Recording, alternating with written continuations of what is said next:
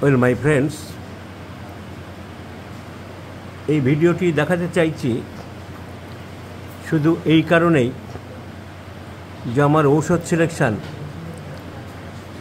করতে 1 মিনিটও সময় লাগলো না। কিন্তু ভদ্রমহিলা ভুগছেন প্রায় 8 মাস, 8 মান্থস ধরে ভুগছেন। ওনার ছেলে হোমিওপ্যাথি প্র্যাকটিস করে, ও দিয়েছে sulphur, nitric acid,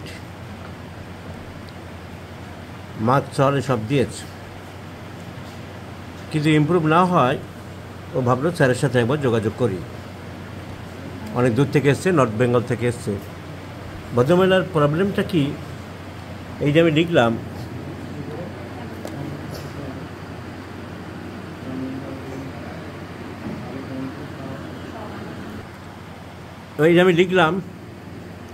ringworm like ইরাকশনস। উনি বললেন যে 8 মাস ধরে আমি কষ্ট পাচ্ছি, ছেলে ওষুধপত্র দিয়েছে কিন্তু খুব একটা ইমপ্রুভমেন্ট পাচ্ছি না। Ringworm like eruptions for last 8 months, itching aggravates at night and exposes dresses when. তো এক্সপোজেস ড্রেসেস হোয়েন দেখা গেছে it is a common symptom. রস বেশি বেরোয় না, নো ইউজিং। ওনার আগে হোয়াইট ডিসচার্জ ছিল, এখন খুব একটা নেই। ইন্টারনাল একটা পাইলস আছে, শীত ভাব, সবসময় শীত ভাব বলছে। কেস টেকিং আর নিজেই আরম্ভ করেছিলাম, কোনো জুনিয়র ডাক্তার না, আমি নিজেই আরম্ভ করেছিলাম। বয়স 49। পিরিয়ড কি একেবারে বন্ধ হয়ে গেছে? মানে বন্ধ এখনো তো ওই 8 মাস পর হলো, হয়ে আর হয় না। So at the end of climaxes 40-42-এর মধ্যে অনেকেরই পিরিয়ড বন্ধ হয়ে যায়। ওনার 49, এখনও মাঝে মধ্যে ইরেগুলার 2-4 দিন চলছে।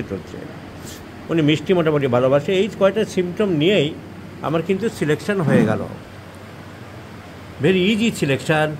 আমি সেটাই দেখাচ্ছি যে কেন, কত কুইক এই সিলেকশানটা করতে পারলাম। এখন কতটা কাজ হবে, আগে অনেকগুলো ওষুধ এরা উল্টোপাল্টা দিয়ে বসে আছে, সেটা শরীরের ভেতরে চলছে। অ্যান্টিডোট যেসব বলে ওসব বাজে কথা, কিছুই হয় না। এখন দেখা যাক কী রেজাল্ট দাঁড়ায়। আমি স্ক্রিনটা একবার দেখাচ্ছি, এখানটা দাঁড়া। এইরকম স্কিন চারিদিকে ভরে গেছে, এইরকম দাদের মতন গোল গোল চাকা হয়ে একটা পার্টিকুলার জায়গা দেখালাম, ওনার শরীরের চারিদিকে ভরে গেছে। এখন এইটার নাম হচ্ছে herpes circinatus or ringworm type of eruptions. পুরানো দিনে, এখন রিংওয়ার্ম, আরও নতুন নাম হচ্ছে টিনিয়া। সো আগে বলা হতো হারপিস কার্সিনেটাস, এই ring shaped ring skin rash, চাকা গোল গোল স্কিন র্যাশ, আজকাল বলা হয় টিনিয়া কর্পোরিস। সারা শরীরে যদি হয় তখন তাকে বলা হয় tinea corporis or ringworm. It is caused by fungal infections. So kind it is ringworm or corporis, tinea corporis or herpes circinatus. এখন যারা ম্যাথমেটিক্স আমরা গুছিয়ে পড়েছি, পরিষ্কার যারা একটু পড়াশোনা করেছে, দেখতে পাবে যে সিপিয়াতে এই ধরনের স্কিনের কথা খুব বারবার বলা আছে। আমি হেরিং গাইডেন্স থেকে সিপিয়াটা খুললাম। Skin herpes circinatus or ringworm like eruptions appears in different parts of the body. So মিলে গেল স্কিনের character, herpes circinatus or ringworm like eruptions, herpetic like eruptions. So the skin disease itself is similar to sepia. কিন্তু আমরা we treat the patient not the disease. শুধু skin disease দিয়ে আমিও চিকিৎসা করব না। আমার চোখের সামনে রোগী নিজেই বলে দিল ডাক্তারবাবু আমি কিন্তু সিপিয়া রোগী। তার কারণ দ্যার ইজ চিলিনেস। সিপিয়ার শীতকাতুরে একটা চিলিনেস ভাব চলছে। অ্যান্ড টাইম নিজের ইন্টারপ্রিটেশান। ওই যে বলেছিলাম যে হ্যানিম্যান বলে গেছে যে তোমার বুদ্ধিদীপ্তের প্রখরতা, নিজের সাউন্ড সেন্স অ্যাপ্লাই করতে হবে। তা ওনার ক্লাইমেক্টেরিক প্রবলেমস এখনও চলছে, পিরিয়ড পুরো বন্ধ হয়নি, মাঝে মাঝে হচ্ছে, কমছে, বাড়ছে। So climacteric ailments, the disease has appeared at the climaxis. CPI is one of the important medicine climacteric complaints, sepia, sulfur, sanguinary recurrences, lacacies, amyl nitrate, graphitis, etc. Sepia মিষ্টি খেতে ভালোবাসে, এই জন্য আমি জিজ্ঞাসা করলাম লিডিং কোশ্চেন। অনেকে বলে যে লিডিং কোশ্চেন করো না, অ্যানিমান বারণ করেছে অর্গাননে, সেটা পুরো কেস টেকিং করার সময় ডাইরেক্ট, যাতে কিনা রোগীদের ডিস্টারবেন্স হয়। কিন্তু ওষুধ সিলেকশনের সময় আমি মোটামুটি একটু বাজিয়ে নিতে পারি চট করে, এবং রোগীর বলার উপরে বুঝে নেব। So desire for sweets, climacteric ailments, chilliness, and herpes type or ring-off type erections, a simple case of sepia.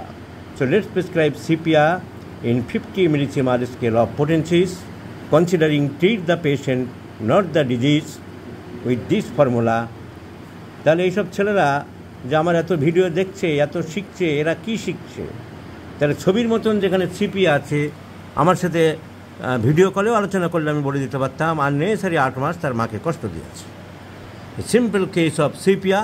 O sulphur দিচ্ছে, কেন সালফার দিচ্ছে, কেন মার্কসল দিচ্ছি, আবার বলছে নাইট্রিক অ্যাসিড ভাবছিলাম। So sepia is the choice of medicine. তাহলে এত খেটে খুঁটে আমার কোনো লাভ হচ্ছে না, ছেলেরা এখনও সঠিক প্রেসক্রিপশন করতে পারছে না, এটাই আমার দুঃখ থেকে যাচ্ছে। সো প্লিজ স্টাডির কোনো বিকল্প নেই, এবং একটা প্রেসক্রিপশান করার আগে 10 বার ভাবতে হবে। এবং ছবির মতন ওষুধগুলো বুঝিয়ে দিচ্ছে যদি তোমার ইন্টিগ্রেটেড অ্যাপ্রোচ থাকে, knowledge of Mathematica, knowledge of practice of medicine, disease. এখানে নলেজ অফ ম্যাথমেটিকা আমার ছিল সিপিয়া, আমি ডিজিজের নলেজ পেলাম হারপিস কার্সিনোটাস কাকে বলে, আর ম্যাথমেটিকায় সেটা পেয়ে গেলাম। আর ম্যাথমেটিক্যাল নলেজ থেকে দেখলাম আমার পেশেন্ট চিলি, আমার পেশেন্ট মিষ্টি ভালোবাসে, এবং আমার কমন সেন্স থেকে আমি নিলাম climacteric disorder. So sepia is the choice of medicine my friends. এই রোগীর এই স্কিন ডিজিজ ছবি দেখিয়ে রাখলাম, 3 মাস পরে আমি দেখাবো কেমন থাকে। আরেকবার প্রমাণিত হবে এই সিপিআইতে যদি ইমপ্রুভমেন্ট হয়, তাহলে homeopathic dictum treat the patient not the disease is the correct one. আর আন্দাজে সালফার, মার্কসল, নাইট্রিক অ্যাসিড দিলে কোনো কাজের কাজ হবে না। Let's wait and please remember this video number my friends, I shall share you this case. তুমি বুঝেছ?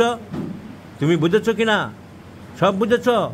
এখানে এসো, যা যা বলেছি তোমাকে সব বলতে হবে। এসো এখানে, কি কি বললাম সব বলো। পারবে না? এ কি কথা?